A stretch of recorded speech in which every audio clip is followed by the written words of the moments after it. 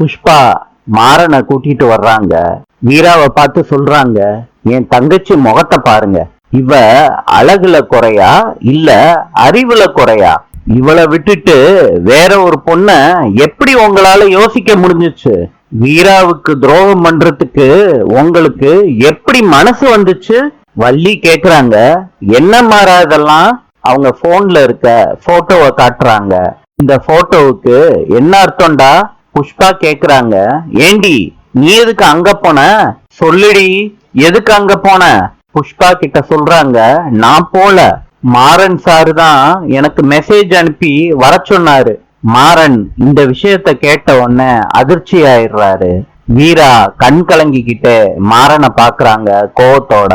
புஷ்பா சொல்றாங்க, ஊருக்கே நியாயம் தர்மம் சொல்றவரு உங்க அப்பா, அவர்கிட்ட எல்லாம் பேசி ஏமாத்த முடியாது. நீங்க அனுப்புன மெசேஜ் எல்லாம் இருக்குல்ல, ப்ரூஃப். நீங்க தப்பா நடந்துகிட்ட போட்டோ வேற இருக்கு. இதுக்கு மேல என்ன ஆதாரம் வேணும்?